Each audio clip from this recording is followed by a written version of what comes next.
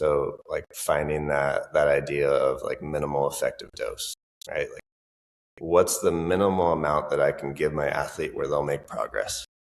Because now they can make progress and still have energy to get better at rowing.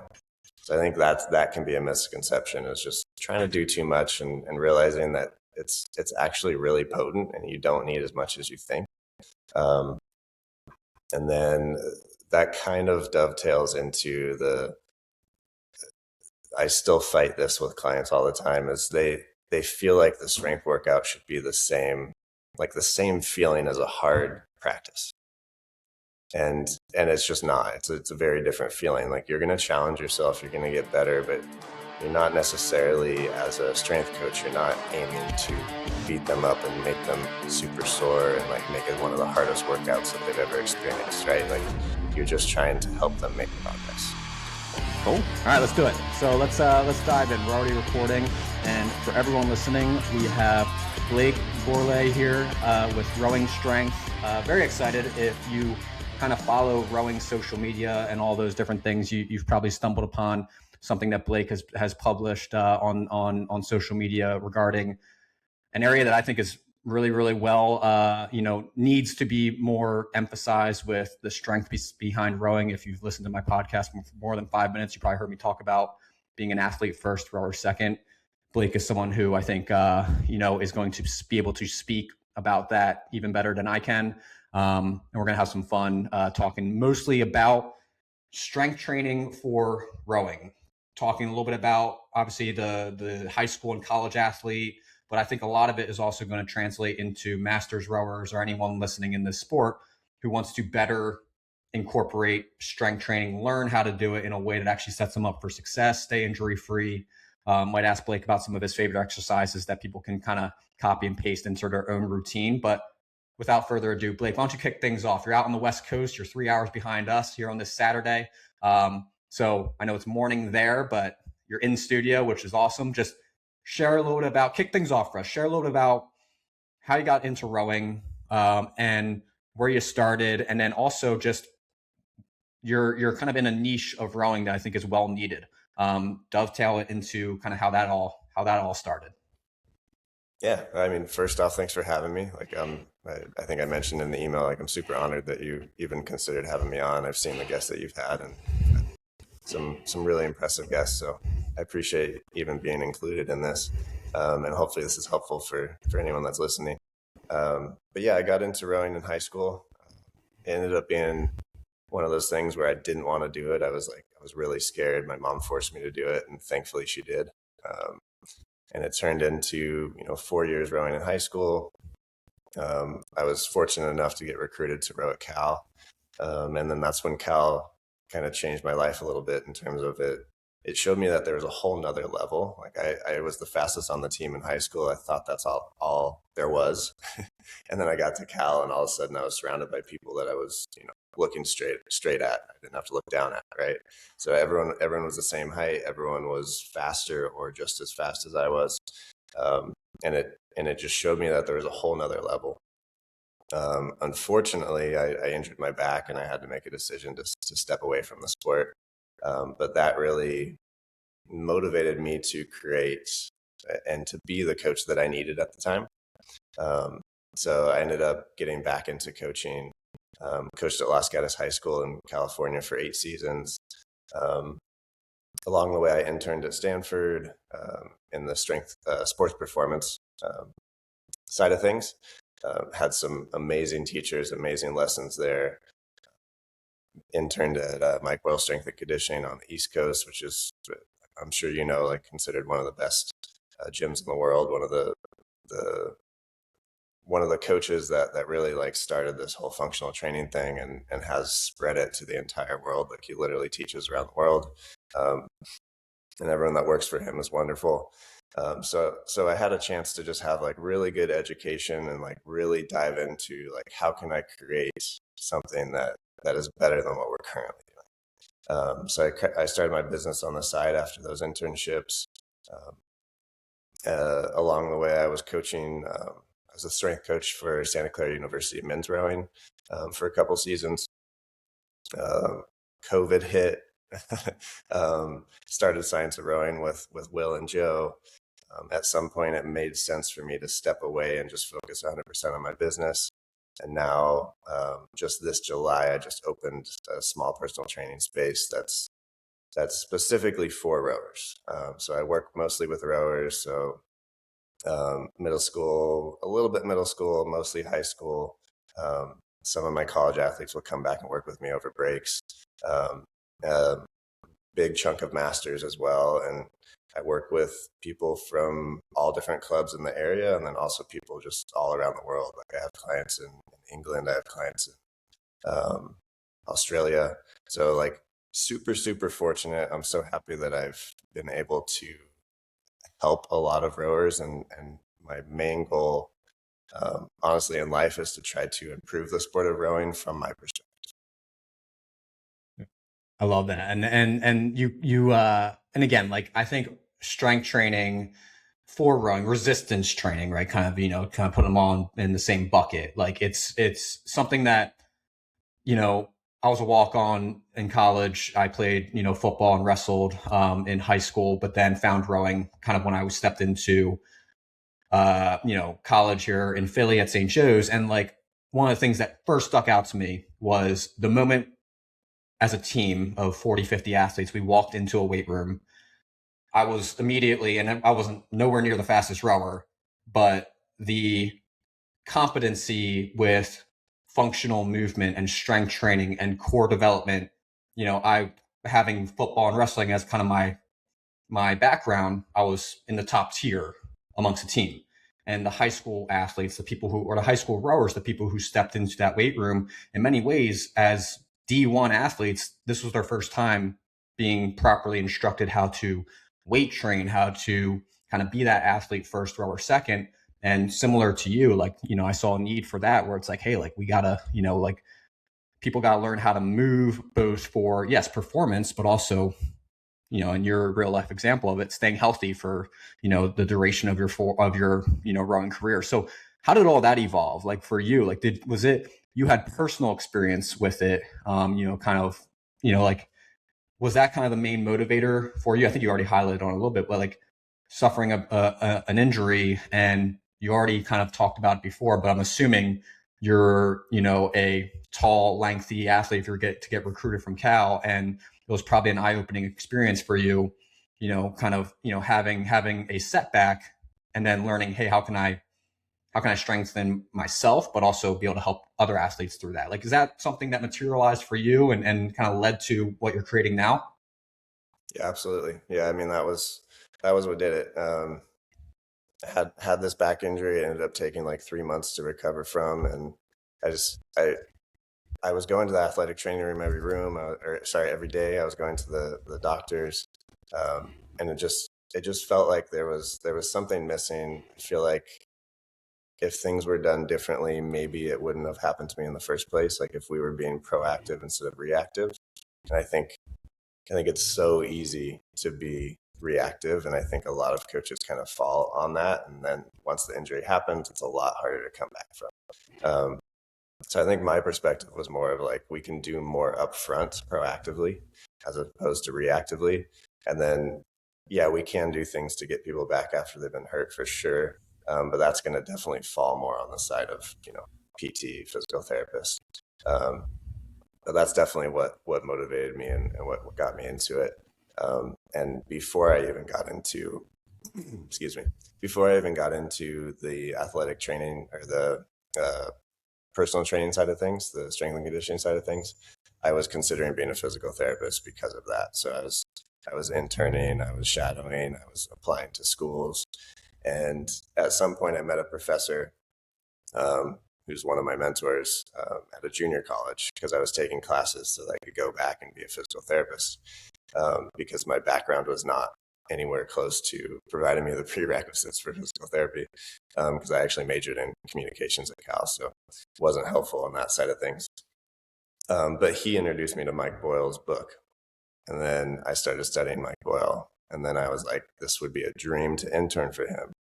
And from there, I found that he was connected to Brandon Marcello, who at the time was the director of sports performance at Stanford.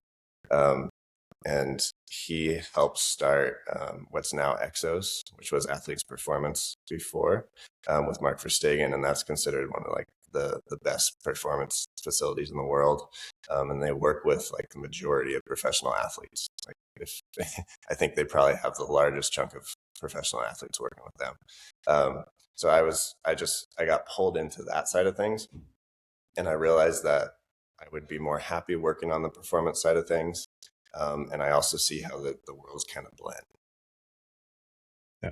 That's and I mean, obviously you're a student of the science of it and everything that kind of goes into it, and being able to kind of do the due diligence and kind of understand the body and how it translates to rowing. I want to let's dive in. Let's have some fun. Let's so I want to you referenced something. You said proactive versus reactive, and I actually really like that because I think similar to what I was just alluding to, like a lot of people, they aren't exposed to the importance of strength training until it's actually hits them in the face. They need it, right? They realize like, okay, like I probably have to do something about this because I'm missing time because of injuries and things like that.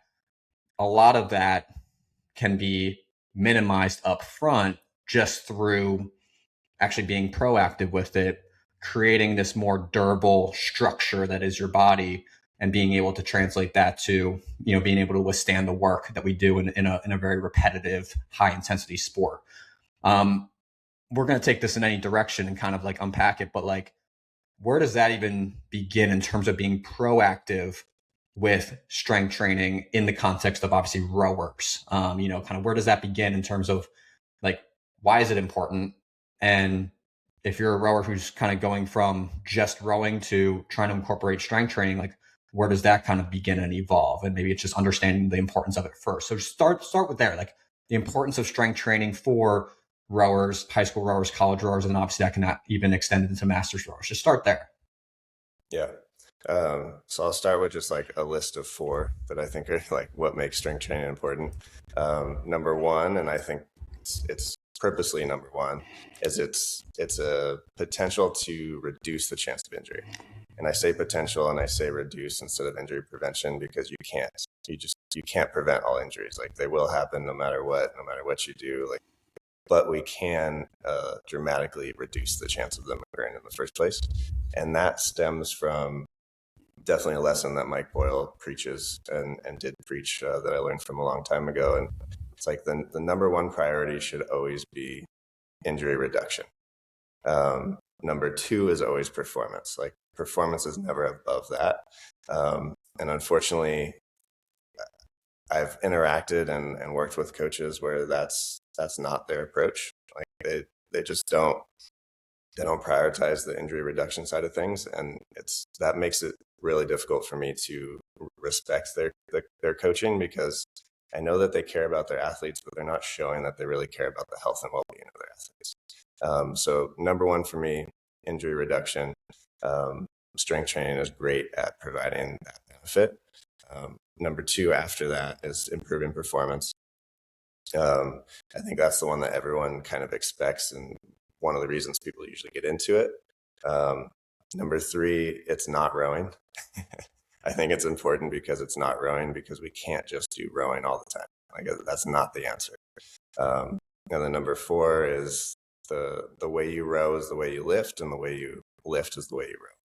And what I mean by that is the movements really mirror each other, and you can see the same faults.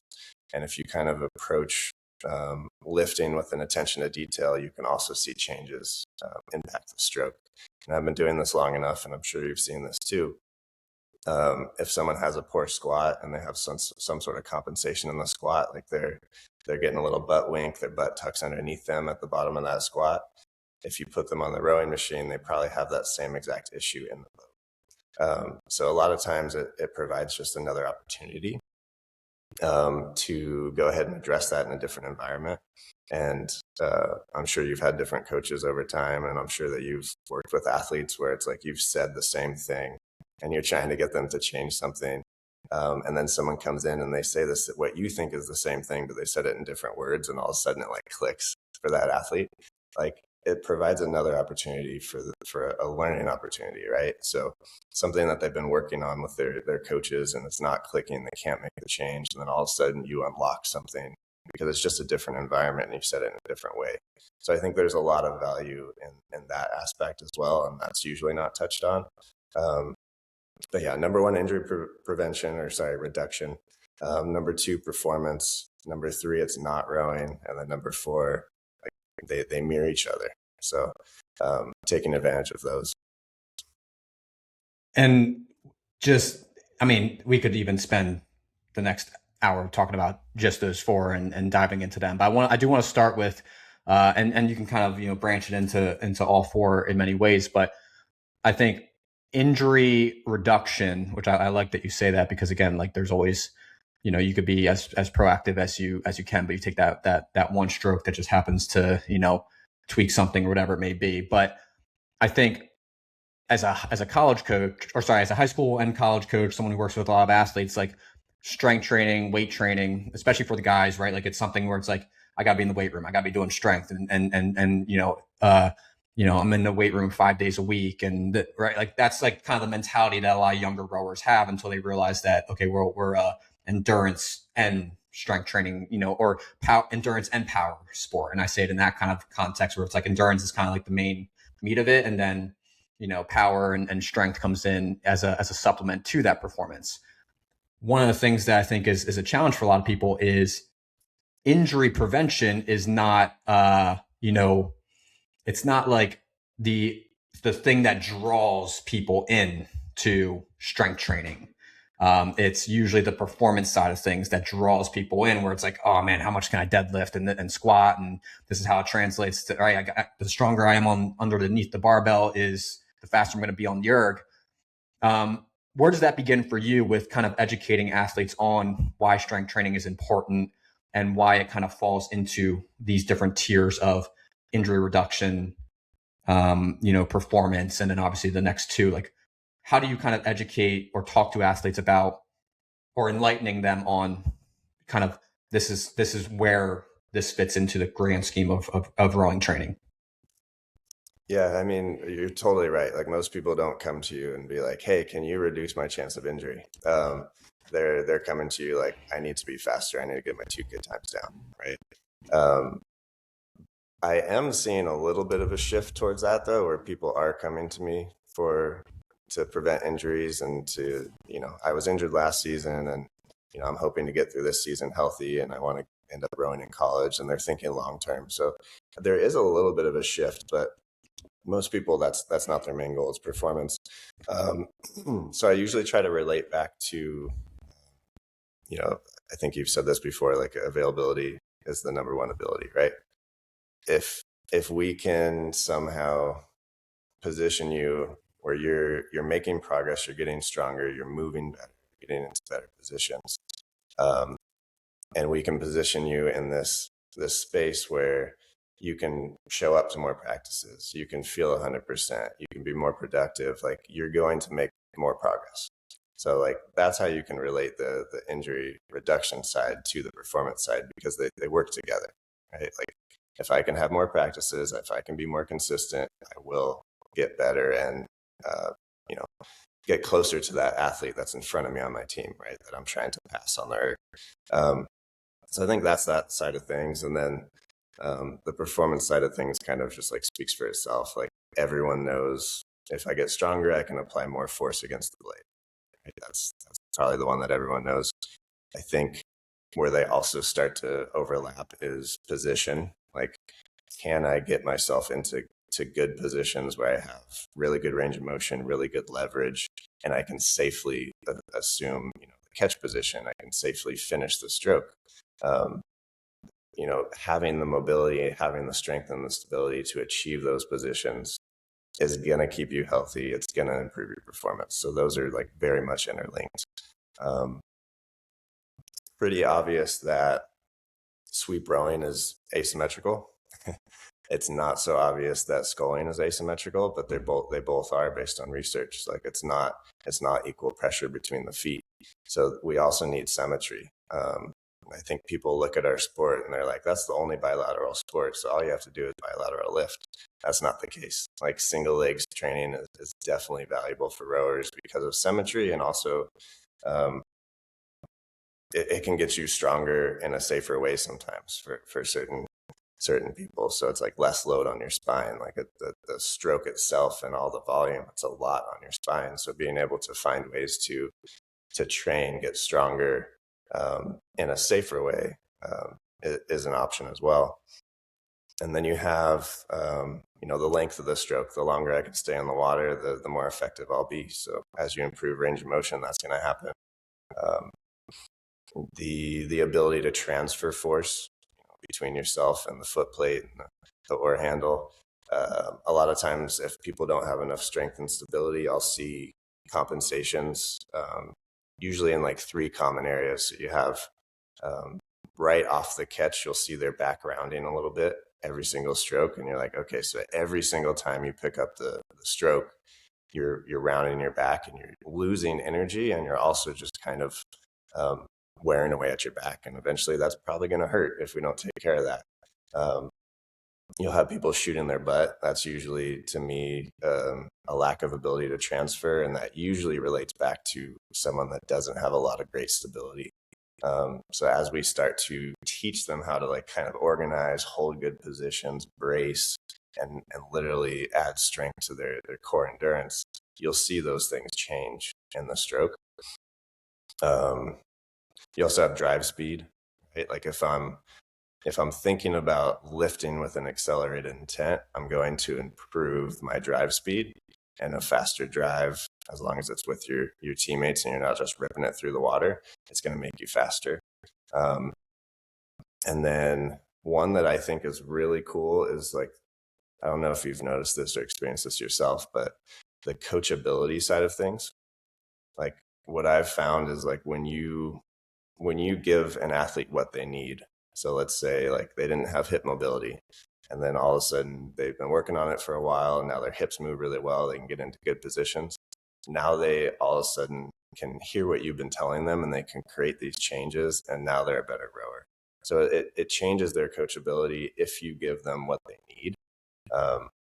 So sorry, that was a big rant, but No, I think like those are, again, like how do you take the stroke that we do and translate it, or vice versa, right? Like, what you do in the weight room translates to what we do on, in the boat, on the erg, right? Like, and those things as you highlighted, like that's, I think again, like, and it always comes back to availability, right? If you're, you're going to get faster, the more practices you can attend and at max effort, right? Meaning like, you can do the practice as it's constructed. You don't have to like manage it because you're injured and stuff like that.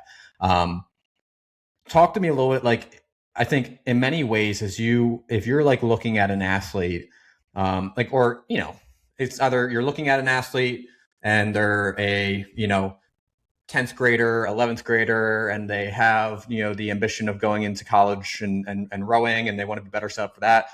It's funny. One of the questions I always ask an athlete when I'm talking to them in regards to strength training is, scale 1 to 5, how would you rate yourself in terms of your, ability, like competency with strength training, right? And 1 being like, I don't know the difference between a dumbbell and a barbell, and 5 being, I can walk into any gym in the country and at least look like I know what I'm doing and hold my own.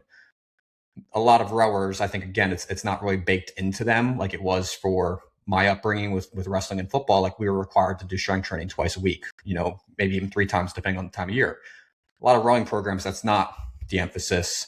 It's water time, erg time, and that's it. If we're doing anything resistance based, it's circuit training at, with resistances that is either too heavy or too light and doesn't really, move the needle for them. When you're looking at an athlete that walks in, like, and that pecking order of injury reduction, performance, and so on and so forth, like, how does that process look like for a general athlete? Like, where should they begin in your eyes in terms of incorporating strength training? Because they do have the pursuits of one day rowing, in college, right? They're sophomore, junior now, and they've never been in a weight room before. Yeah, so from my side of things, like I'll run my athletes through like a super detailed assessment, and then based off of that, that'll kind of guide me what to do with that person. But let's just take like a average beginner that doesn't have a lot of experience, um, I'm going to make sure that they can um, move well by moving through kind of like a little mobility section. And then I kind of divide people into two sections, like mobility and stability. So let's say like most men in high school have mobility issues. Um, they're growing too fast. Their bones are growing faster than their joints, their ligaments, and they can't keep up. Um, so I'll usually start with like 10-15 minutes of mobility work with them. That's how the session will start. Make sure that they can move a little bit better. Then we'll move into a dynamic warm up. Then we'll move into plyos and our just basic strength. It doesn't need to be anything fancy. It just needs to be something that fits them. So like even starting with like the most basic like kettlebell deadlift, right? Like you don't need to start with a barbell. In fact, the barbell is not right for most people. Um, like trap bar is definitely the best in my opinion, but that's not where I start most people. Like I'll just teach them a basic kettlebell deadlift, make sure that they really understand how to hinge. So using their hips instead of their back. Um, and then, doing a really good squat if that's an option for them. Working on depth, range, connection and engagement. So I'm not getting that little tuck at the bottom. I'm not falling forward, collapsing into the front. Um, and then just choosing basics that work for them in terms of like rows and pushes. And it's obviously going to depend on what they have available to them as well. And then along the way, kind of inserting whatever they need. So like if it's someone that needs more mobility, I'm going to kind of insert more mobility throughout that workout. If it's someone that needs more stability, I'm going to insert more stability stuff throughout that workout. What out of curiosity, you referenced, and actually I really like that you said this. Like we started our winter group 2 weeks ago, and week one, on our hinge day, right, we have a kind of like we kind of do a push pull squat and hinge kind of breakdown. But like on the day where the hinge was kind of the priority, we started out with a kettlebell deadlift, and then like you referenced it before, and I think we can dive into this. But like I love the trap bar as well. I think it's awesome.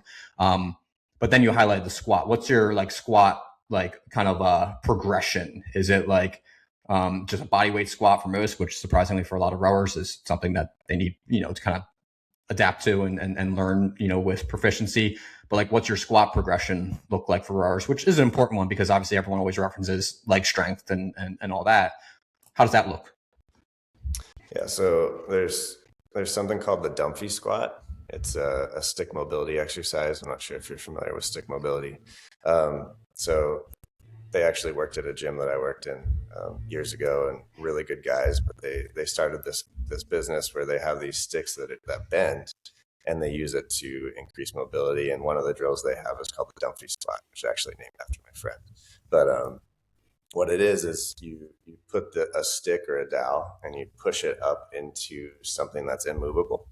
So like a squat rack behind me. You're going to push up and then you keep pressing up as you sit down into that squat. And it sounds like super simple, but it forces you to stay really engaged and upright.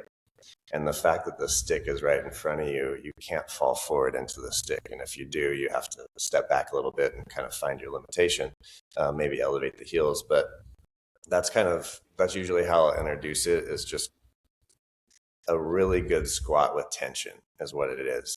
Because like you can teach a body weight squat, but sometimes there's not going to be any progress there because there doesn't have to be tension. And some people will benefit from adding some sort of tension. So like the stick, the Dumphy squat, or like a goblet squat, that can also create tension and really improve someone's squat. So I start with the Dumphy squat and move on to goblet squats. And then from there, excuse me. And then from there, it's either sandbag held up high. It's either two dumbbells held up high. It's front squat, and then maybe back squat. Most rowers, I don't have them back squat just because of the extra load on the back, and I don't see it being that much more like that worth the risk. And you can still make great progress with all the other ones. So like you can be getting strong with goblet squats for a very long time before you're even ready for the front squat, in my opinion. Yeah. And that's I always actually I want to try the squat with the stick mobility squat. I think I've never incorporated that. I know I've seen it now that you as you describe it, but I always like the goblet squats. Kind of like to me, mastering the goblet squat, is always kind of like your precursor, your prereq for a lot of other movements before you have to load up, kind of like you said, with barbells and doing front squats and back squats. But where where for you, as you kind of think about things with just general athletes, like what are some things for you, like if you're looking at just misconceptions that athletes kind of fall into in regards to strength training? Because I do want to dive into a little bit about like, hey, how do we kind of like structure almost like a makeshift strength training plan that works to the general masses? I think we have some fun, we can have some fun with that. But like one of the things, like again, kind of like I highlighted, like a lot of the guys that I work with, like guys meaning like literally the guys, right? Like they're the guys who are always like they want to be in the gym and doing the bench press and this and that. A lot of the girls that I work with either are incorporating strength training or they kind of shield themselves from it. They don't do it. They want to focus on just the stroke and the rowing. I think for a lot of athletes, there's kind of like that misconception, the misconceptions of some people think you need more of it and it should all be heavy and high intensity and 5 days a week bodybuilder split this and that.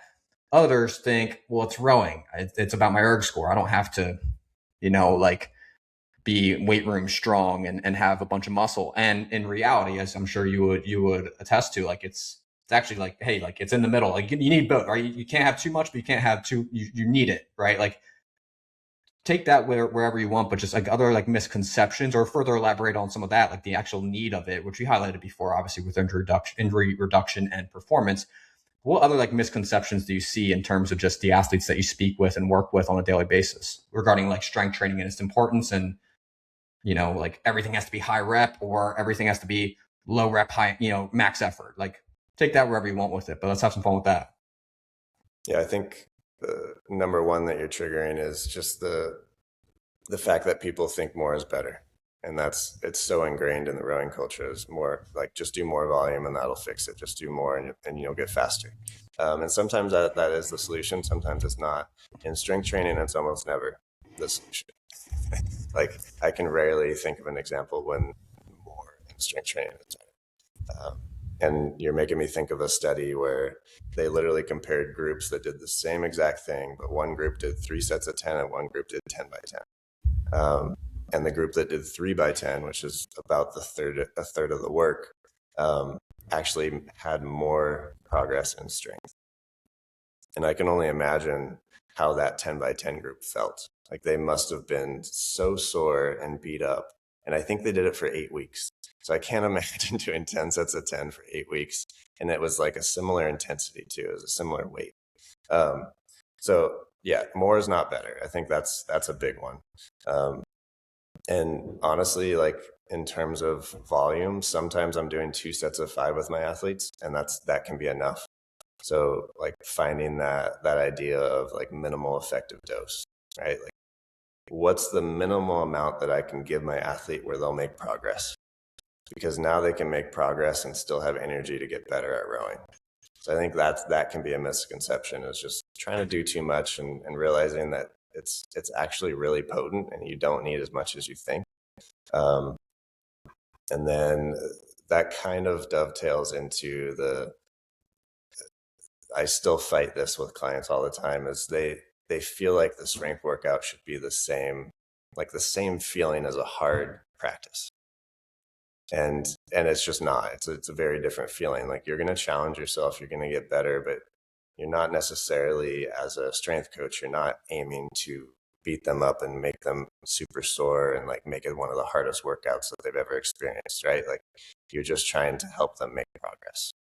And I think that's one of the things that separates good coaches from coaches that are still improving, is like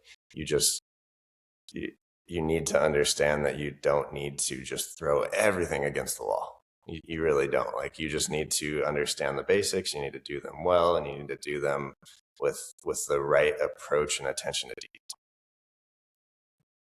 That's and I think like to your point, like you don't it and it's always a struggle because it's like, I think in rowing you have some athletes who, like it's what stimulus are you kind of trying to chase with each exercise. Some athletes who are, you know, don't know how to kind of gauge like how heavy things should be, and they go way too kind of light to kind of create like a stimulus that you're probably seeking. And then you have others that think, okay, well, my teammate's going with a 45-pound kettlebell. I think I probably should too, even though they have no business, kind of starting at that point. Like, talk about like intensity, like you kind of alluded to, like in terms of the actual, you know, how intense these exercises should be. Like, how do you actually gauge like what moves the needle and what doesn't? I'm speaking more for like, obviously not someone that you're working with directly where you can kind of measure it and gauge it and kind of like see like, okay, well, maybe we should back it off a few pounds, or maybe we got to increase it. Like, how'd you feel on that? But like the athlete who's like at home and has, you know, their training doesn't, or their team doesn't incorporate any strength training, and they have no idea kind of what they should be doing, which we'll talk about here in a second. But they also, like, when they do it, they feel like they're not getting any out of it, or, they're putting themselves at risk of injury because they're going way too heavy, right? Because they think more is better. How would you kind of coach that athlete to kind of measure that, measure that, like the stimulus that they're trying to seek and like what you're actually looking for in each particular exercise? Yeah. I mean, I think if anyone that's cooked before, I think they understand that like everything tastes better when you slow cook it, right? Like if I throw something in the microwave, it's not going to be as good if I throw it in the slow cooker and I cook it for 8 hours. Like it's just a totally different result. And I think it's similar with strength training where I want to slow cook the process. I want to like slowly add load over time. So like even if you're starting with something that feels too light for you and you're not feeling like super sore after, that doesn't mean you're not making progress. Like add 2.5 pounds a week, add 5 pounds a week. Over time, that adds up to huge gains, like absolutely major progress. And typically, if you go slow like that, you make more progress than someone that tries to jump into it really quick and go too hard. And then you look at the research that shows that a group that trains to failure versus a group that trains just short of failure, and the group that doesn't go all the way to failure actually makes more progress. So I think that's where the RPE stuff comes in. So the rate of perceived exertion, and using that to guide athletes. And some of that is experience based. So it's not like so perfect for them, but like understanding that you should probably always leave somewhere between like 1 and 3 reps in your tank. So at the end of every set, I should feel like I can do 1 to 3 more. And if you can't do, 1 to 3 more, you need to go a little bit lighter. And if you can do 1 to 3 more, or even more than that, then you need to go a little bit heavier. And I think that's a good way to kind of approach it. But again, as you're understanding like what you can handle and what you can do well, start lighter than you think. That's not going to hurt you. And then just slowly add week by week, and really, really make sure that you're not pushing failure, and really make sure that you're holding good form. Yeah. I think like one of the things that I like as well, I've heard before, like, and injuries kind of occur like in many ways. Like I see more injuries, from athletes, in the weight room than I do kind of on the water on the erg. And, usually it's because they're trying to overdo it. And, like their form starts to break down, or they haven't taken the time, like you said, to slow cook form and progression. And next thing you know, it comes back to ability and availability, right? You're the best ability is availability, and you tweaked your back because on that goblet squat, that kettlebell is too high, and that 9th rep, you just, messed yourself up, and now you're out for 2 weeks.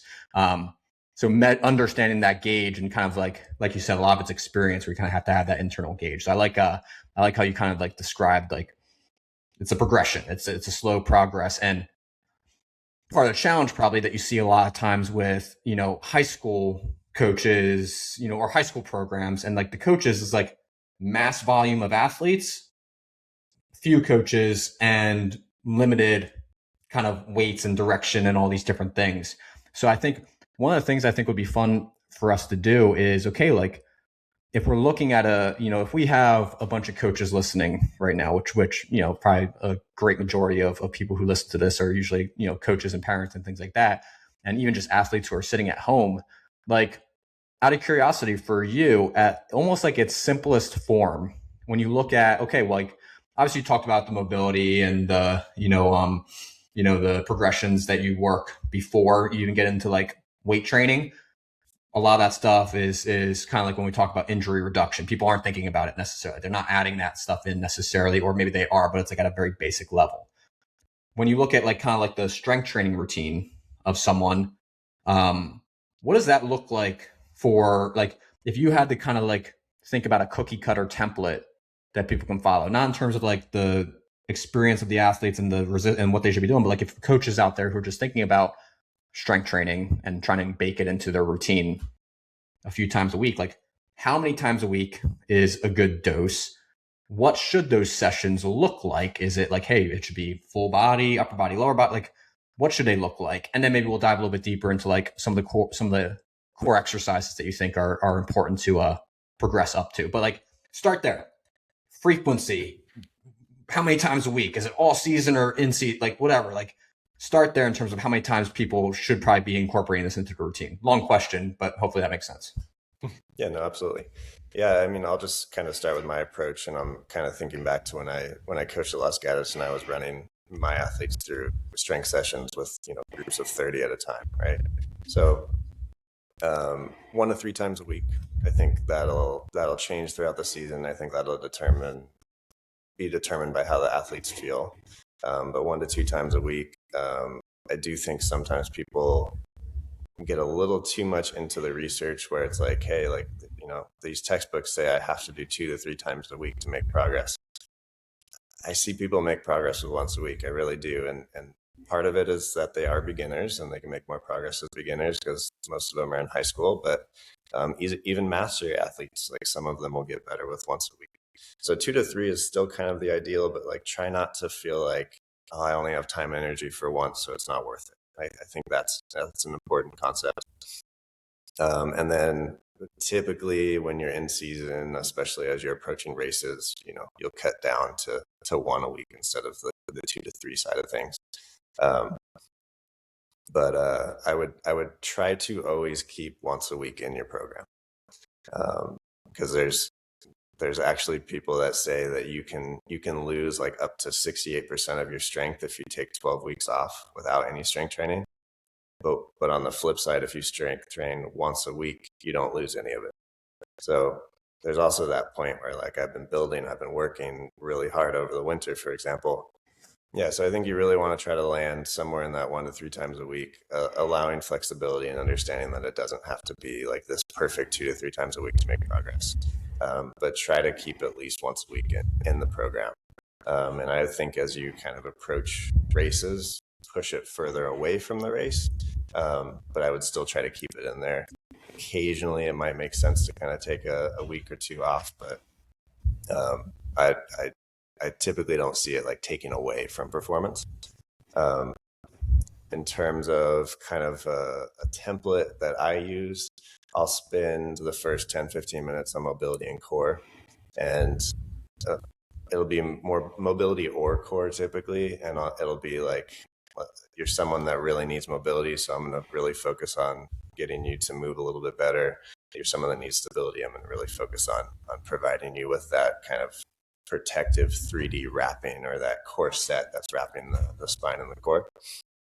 And then I'll move into a dynamic warm-up, so something that's preparing you for the lifts that you're going to do that day.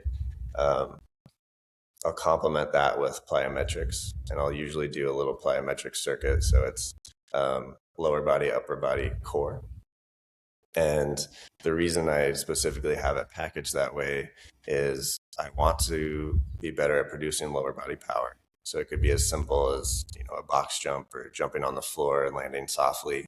I want to have power upper body, or really big upper body strength. So that could be, med ball slams, chest passes, lateral throws, like whatever that throw might be. Yeah. So I love plyometrics for rowers.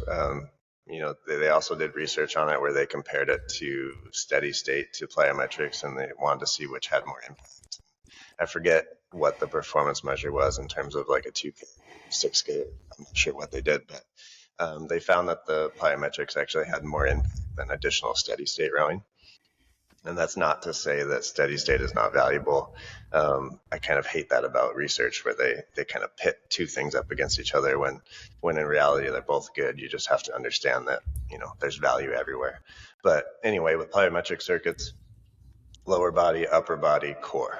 And the reason I like that combination is that after you do the lower body, let's say box jumps, after you do the upper body, let's say med ball slams, you're huffing, you're puffing, you're breathing pretty hard because you're trying to be as powerful as possible in those drills. And then you immediately go into a core exercise. And I love that combination because if you think about a 2K, at some point you're huffing and puffing and you're really struggling to keep everything together. And your main breathing muscle is the diaphragm, and the diaphragm is also a core muscle. So you're trying to work that element of things and trying to show that I can still have stability, support, and strength when I'm under duress. After that, I would move into a power section. So some sort of clean, some sort of swing, maybe a dumbbell snatch. I think those are my top three. And it doesn't have to be like a traditional barbell clean. It could be a kettlebell clean. It could be a sandbag clean. Just finding something to work that movement, work that pop, that impulse, that acceleration.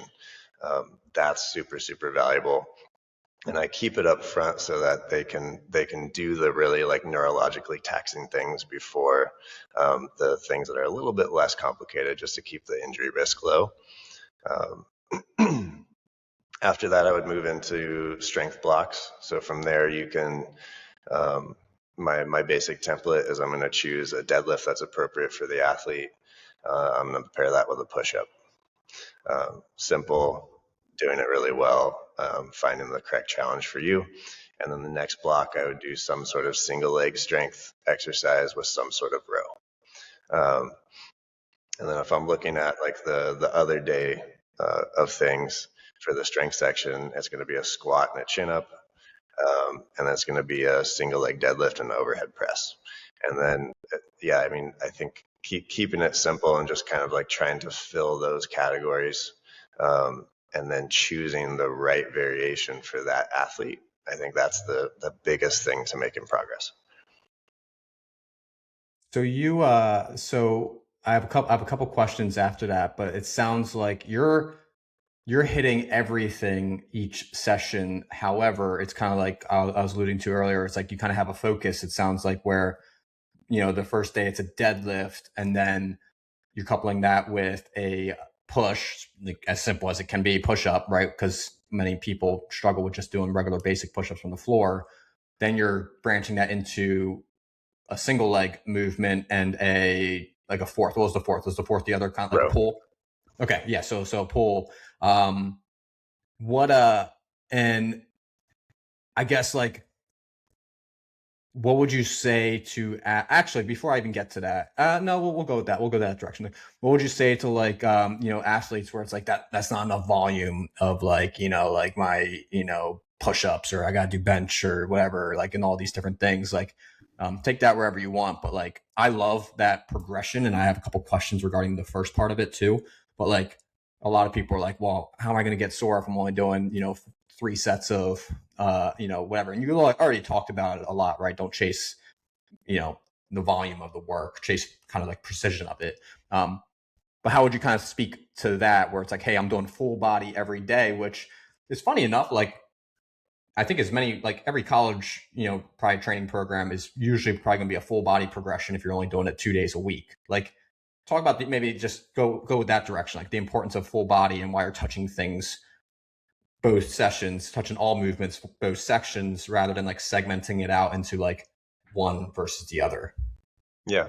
And most of my template, my approach comes from Mike World Strength and Conditioning, which comes from Exos, which again, like I said earlier, like they train some of the best athletes in the world, and they found that full body lifts tend to be the better option unless you're doing 4 days a week, and most people don't need to do 4 days a week. So like even if you're up to 3 days a week, full body lifts are just going to be more effective and more functional. Because I mean, when are you in the boat and you're just driving and you're just working the quads, right? Or like when are you in the boat and you're just doing the recovery and you're just working your hamstrings? Like what? It just doesn't make sense in terms of functionality. And it just, I mean, it tends to be more efficient. I think I even saw something where there was like, world famous power lifter was talking about how he believes full body strength training was better than you doing splits and kind of this like bodybuilding approach. So I don't even see an argument for doing it differently. Maybe I'm blind to it, but yeah, I think this just tends to be more effective. I think you want to touch everything in a different way multiple times to get enough volume to make progress. For the people that say like this isn't enough to get me sore, this isn't hard enough. Again, I'll take this from Mike Boyle. I could take a baseball bat and I could make you sore, but you're not going to get better, right? Like soreness is not an example of progress. And I know that in the rowing world, you feel beat up all the time from all the volume, and you feel like you need to kind of like feel that to make progress, but you don't have to be like so insecure about it that you can't feel like you're making progress because you're not feeling beat up. It's just not the case. It's not how it works. And then, yeah, I mean, in terms of like sets and reps, like I always start with like 2 to 3 sets of 8 to 12. So like simple approach, still relatively low volume. We're going slow, we're pausing at the hardest part of the motion. And I think that's a really good opportunity to prepare yourself for heavier loads, but also just like understand how to do things well. It's a really good chance for your coaches to teach you good form.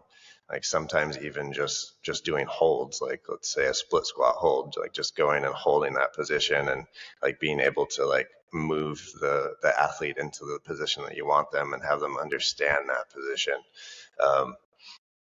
And then from there, I'll progress into like my first phase of strength. So there I'm doing 2 to 3 sets of like 6 to 8 reps, slowly increasing the weight. And then I'll move into the next phase, which is 2 to 3 sets of 5. So still really low volume, but just slowly increasing that volume. And then my final phase that I go through is either power or endurance. And that'll kind of depend on what that athlete needs. I rarely do endurance, honestly, because I usually don't think that's the limiting factor for rowers. But we'll usually finish with the power phase where you're pairing something heavy with something fast and explosive. How and I like reps wise, you said like what's like where you said the phase one is usually like the lower, like you said 6 to 10 or what is it, 6 you said? So my first phase, I'm doing like 2 to 3 sets of 8 to 12, and that's the Okay. slow pause. Yes. Okay. And then I'm doing 2 to 3 sets of 6 to 8, Gotcha. where I'm just like slowly kind of increasing the intensity, but the volume is still pretty low, but lower than the first phase. And then like the pure strength is 2 to 3 sets of 5 is where I tend to land. What how long, like for a typical athlete, is one of those phases? Is it like, is it like week to week? Is it every 3 weeks, every month, 6 weeks? Like how long does like, and maybe it's different for every athlete in terms of like how long they kind of land in one phase versus being able to progress to another. But like, you know, is it 1 week? Is it 4 weeks? Kind of give a rule of thumb on that front in terms of like for coaches being able to progress athletes. Yeah, in the perfect world, I'm doing 4 weeks in each phase. But I'm always going to kind of like truncate it if I need to based off of what's coming up. So if there's a race coming up, I'm going to plan for that race, see how much time I have. Like, do I do 3 weeks of every section? Do I do 2 weeks of one, 3 weeks of another? So depending on where you are in the season, in the ideal world, I do 4 weeks of everything, maybe 3 weeks. Yeah. I love that. And I think for any coach listening, I think there's a lot of good takeaways in there. Like full body. Again, I'm right there with you in terms of that, just a full body touching all the key movements. I think one of the also super important things you said was like the fact that you said like it's a 12-month a week, 52, 12-month a year, 52-week kind of journey where it's like, stay on it. 2 to 3 is ideal, but even one time a week, if you're touching full body, it's not like you're missing anything, right? You're getting the full body stimulus. And even if it's one time a week, like you said, that's a high, very alarming stat of like the amount you lose if you take the entire spring off, which I think is massive for younger athletes out there who completely, again, it's probably more program directed, but they completely take away strength training once they're back on the water. And can you carve out 45 minutes a week to make sure you're getting that stuff in? One thing that I really wanted to touch on in regards to that is timing throughout a week. Like again, like I know you're speaking more kind of from the one lens of you're a strength coach and that's your main focus. But if you look at it from the grand scheme of like a full-on program, and if we're in season or it's winter time like we are in now, at least up here, on the East Coast, like cold Northeast weather, like you're indoors and you're going to be doing high intensity work, probably in some capacity on the ergs or some kind of cross training, whatever it may be, trying to bake in some strength training. You referenced where you would land it in terms of like if racing's around the corner, right? If you're only doing one day a week, we'll put it on the front half of the week. It sounds like, not the back half. What about like during the week? Is it something like, hey, like where are you in terms of like strength before rowing or rowing before strength? Tuesday, Thursday, is it okay to be like Monday and Saturday? Like take that and run with it in terms of how you would actually place it into like someone's week for the coaches at home who are trying to like put this in, but not make all their athletes sore as can be the day before 2K, even though that's not the goal. But with limited strength training, you'll probably get sore initially. Yeah, I mean, I'm a big fan of, if it's an option, alternate hard and easy. So a lot of times that ends up being, in practical terms, that ends up being like, if I have a hard day of rowing, I might couple that with also a strength day. And then my next day is going to be like a light, easy, or steady state day. If you have the flexibility where it can be like a hard practice, an easy practice, and then strength. So you're still doing that hard, easy, hard, easy, hard, easy. I think that's my favorite approach, just because you're allowing them to push and then you're allowing them to recover. It's not always an option, and that's usually where like you end up kind of doing the double day thing. And then in terms of that, I'll typically do the practice first and then follow up with the strength work. Just because at the end of the day, like you're still trying to improve your rowing, and this is supposed to be a supplement and a complement. It's not supposed to take away from your main goal and approach. And if you look at like professional athletes, a lot of them have these like crazy schedules with a lot more games than where we have regattas, and they still find a way to get their strength in. A lot of times they'll do it after the game, which like I can't imagine having 90 minutes on the basketball court, running up and down, and then going and doing strength training.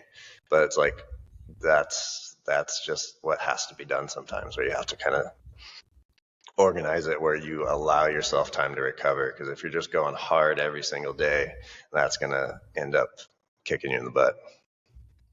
Yeah, no, actually, I think that's really valuable for people, just in terms of how they kind of gauge, or even just where they put it in the year, in the week. And, I think, I think for anyone, like it's really hard to, kind of sometimes get up for like a really hard erg and then go, or, after doing a strength session, but sometimes in reverse, you can kind of do a hard erg, hard workout, rowing specific, and then kind of you can do a strength training session and still have some pretty good focus, after, if you're stuck with that option, right? If you're not like the luxury of a college program where you kind of have time to kind of like have separate sessions throughout your day. For, a high school athlete, you only have six blocks that you can work with. Yep.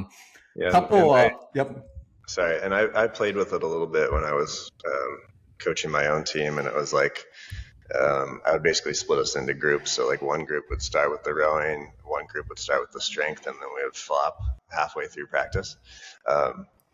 And people never like doing strength first. Like they were always like, do we have to do it this way? Like this really takes away from my erg. And they never had a problem doing the strength after the rowing. Yeah. That's actually, I love that you said that because I mean, I know from personal experience, but I've seen it. You know, you can kind of see it as well when you mess with it a little bit. Like, and I like that you know, have actually purposefully kind of messed with that a little bit. One of the things I also wanted to touch on, again, I want to be conscious of your time. We'll kind of go for a little bit longer if you don't mind. But one of the things I wanted to talk about, you referenced the progression of a day, and I think a lot of times, like so you said core mobility, vice versa, right? You might do one versus the other. You front load that with the plyos and things like that. Um, and I've fallen victim to this with my own athletes, but like putting core and mobility at the end of a workout, I've fallen victim to it as early as this week, right? Like, and then you realize 2 hours goes way quicker than you wanted in terms of like trying to get a full practice in, and you don't have time to do it, and then you skip it. I've messed with kind of baking it into the workout a little bit where it's like, okay, well, if we're doing like a full body push, pull, squat, and hinge, like maybe you're throwing a little bit of core in there.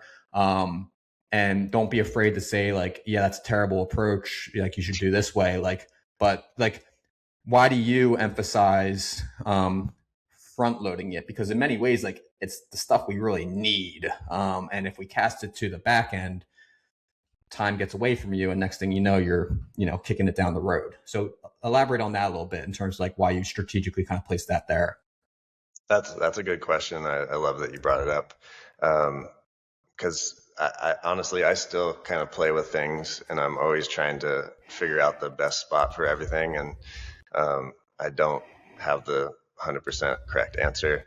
But based on my experience, I put what I think is most important up front. Um, because, like you said, you'll run out of time, and the stuff at the end you never get to.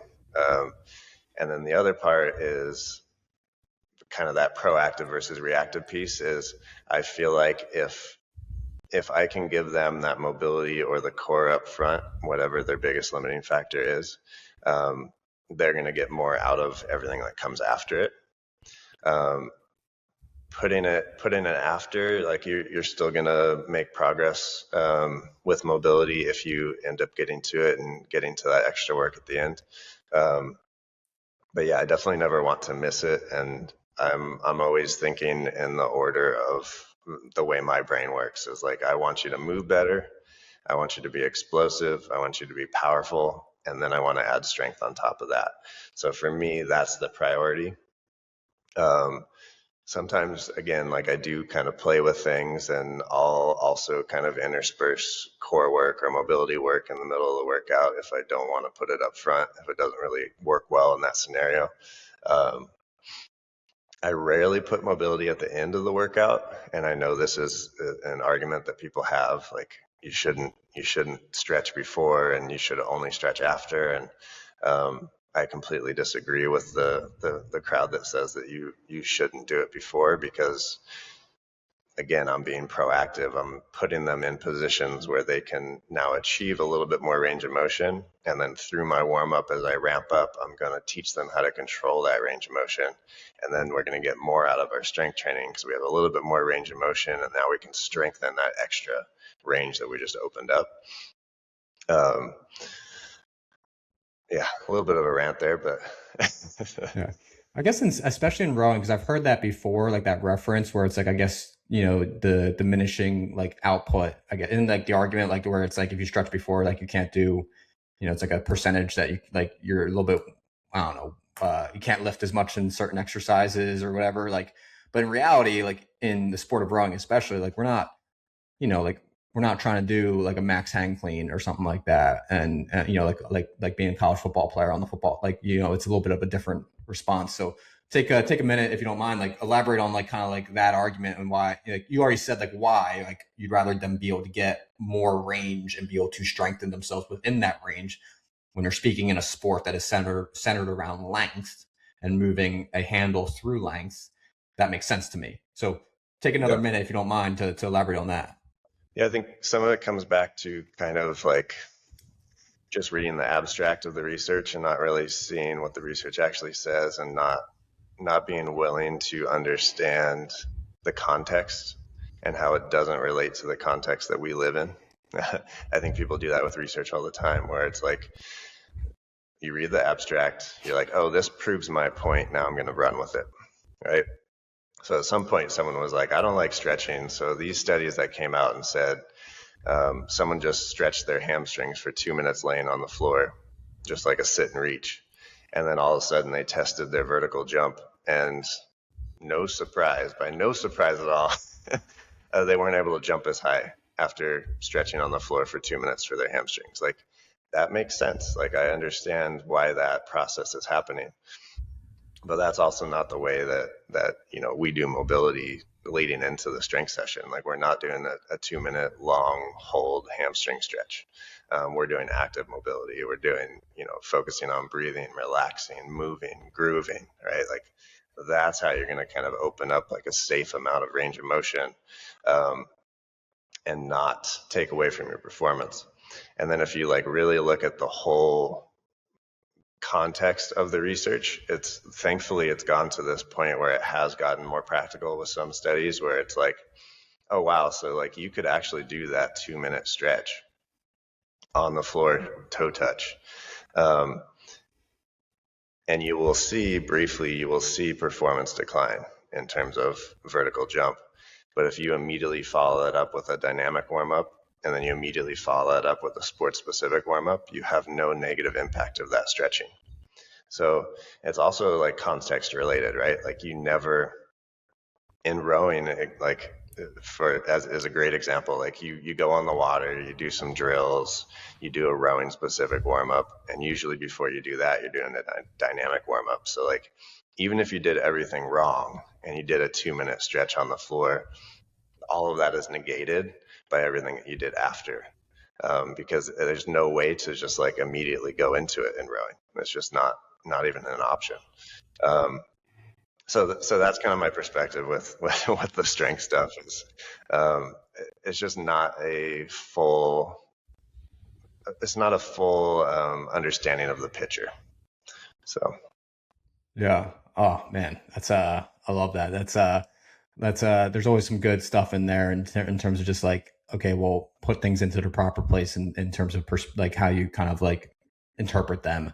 So I think that's really valuable. I want to spend just if you have it a few more minutes, and then we'll wrap up here. But I'm dying to know, the people listening are dying to know. I just want to run through, if you don't mind, and then we'll wrap up. You said you have a few minutes, right? Mm-hmm. I think we're okay. West Coast time versus East Coast time. I just want to make sure. But I just want to run through, because I know people are dying to know, as am I.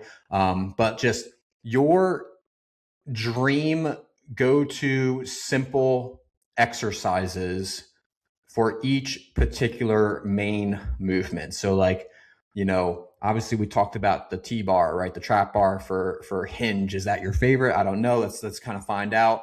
And meaning like, for where like 95% of the world can listen, right? Or sorry, can do, right? Like you can walk into a commercial gym and they're going to have that equipment, right? Not the fancy stuff that you might see in a college weight room that people can never, do, because the weight room or the equipment doesn't exist in most gyms.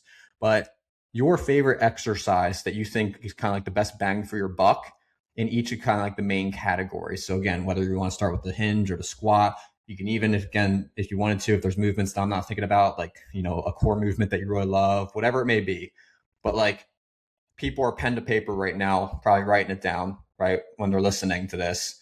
What are some of your favorites for each movement? Your kind of dream scenario for a plan. Yeah, so I'm always thinking about like where I want to end up. So I'm thinking about these ideals. So for the hinge or the deadlift, trap bar is my number one.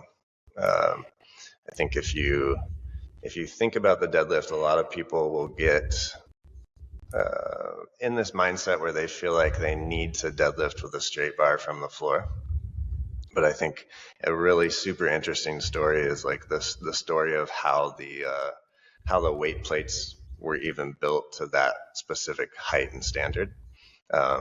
And the reason they were built that way was that people were lifting and the weights used to be smaller. It just used to kind of be balls on the side of the bar. And people were lifting and people were literally smashing their heads and dying because they would fall and the barbell would like smash their head because it wasn't elevated enough. And if you Google, you won't see the nasty stuff. But if you Google like old barbells, you'll see kind of like what the old barbells look like. And then that's why there's this standard plate size. So that creates the height of the deadlift.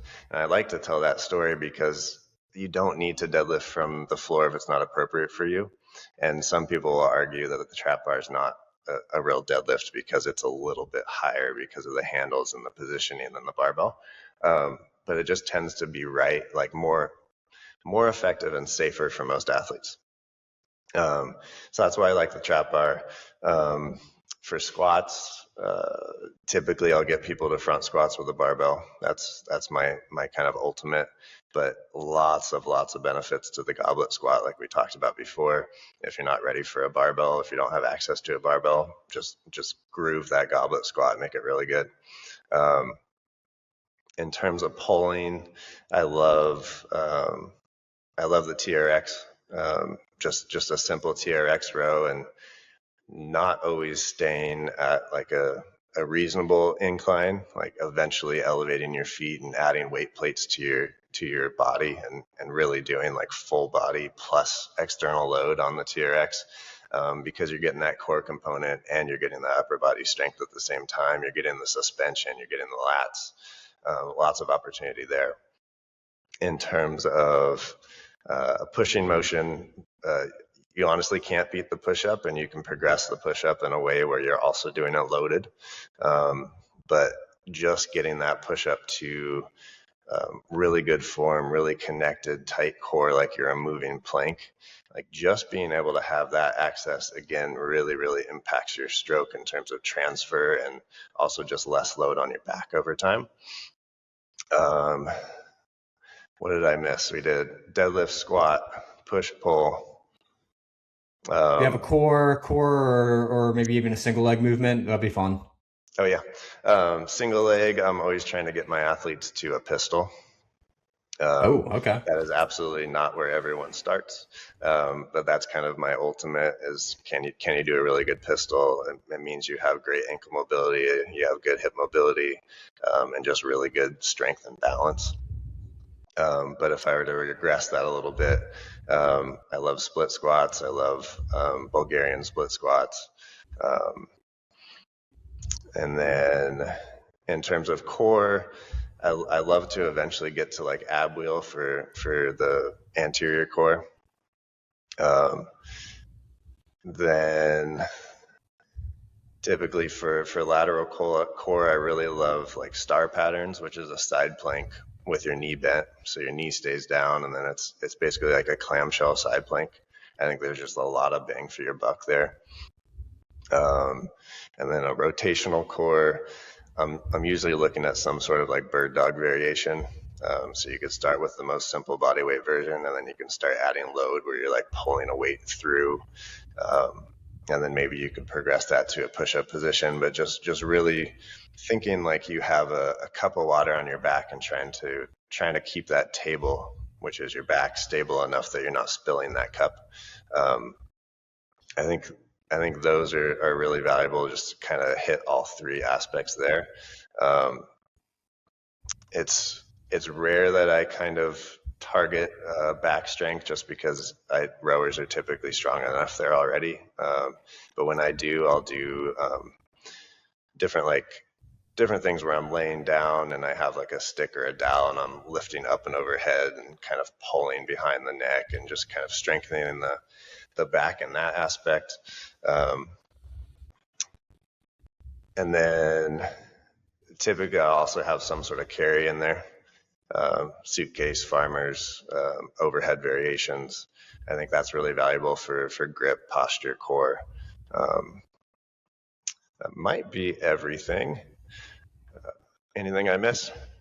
No, I think I like a lot of them because I like all of them, but like a lot of them were in alignment where I just kind of naturally fell into like some of these ones that I really love, like the T bar. I love what you said about the TRX, where I have kind of like a set of rings that we'll do like ring rows with. And then funny quick story about the ab wheel and the ab roller, but I just bought a couple ski ergs, and I've been throwing a couple athletes, in our just general cross training onto the ski ergs just to kind of experiment with it and kind of teach them to, the value of that movement and how it kind of translates to just building the aerobic side and all that. And they're complaining. A couple of them were complaining in their off day, like, "Oh man, I'm so sore. I was doing the ski erg, and like, oh man, like my core is just completely on fire." And little did they know, because I pulled the whole group. I was like, all right, who else's core is sore? And only two did the ski erg, but they all did the ab wheel. And that thing, even though I know soreness is not what we chase, but when you do that thing for the first time, it wakes you up. And I was like, see, it wasn't the ski erg, it was the ab wheel, and this thing's the real deal. So I like that you threw that one in there as a good core exercise. So I'm right to keep incorporating that. But anyway, Blake, this was an absolute blast. I want to be conscious of your time, as we wrap up, but we could totally do a round two without question. Take a minute, tell us a little bit about what you have in store with Rowing Strength, what's going on out there with the studio. I know you do some work online as well. We'll definitely pencil in a round two at some point, because I think any of these things I could dive deeper into, but just take a minute, what's going on out there, and make people aware of what's cooking. Yeah, so I opened this space about just in July, so not too long ago, and just kind of slowly building up clientele in this particular space. And so if you happen to be in the Bay Area and you want to reach out, happy to work with you. If you're not in the Bay Area and you feel like there's something that I can help you with, always happy to help, even if it's just answering an email. Doesn't need to be a paid service.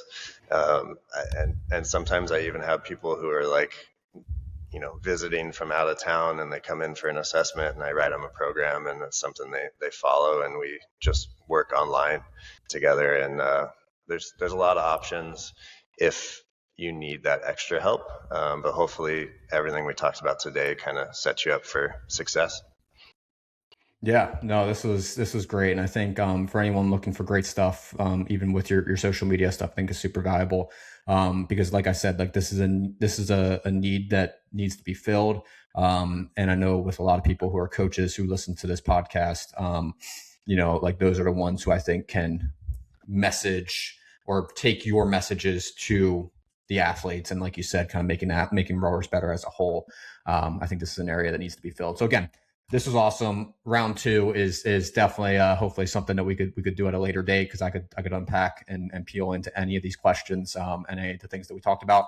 Thank you so much for coming on. Thanks for taking the time, and good luck with what you're building with the studio. And again, this was an absolute blast, and I hope to do it again soon. Awesome. Yeah, thanks for your invite, and also your openness to continuing to learn and sharing it. I really appreciate that. Yeah, no, this is awesome, and you're the man to talk to. This was a lot of fun.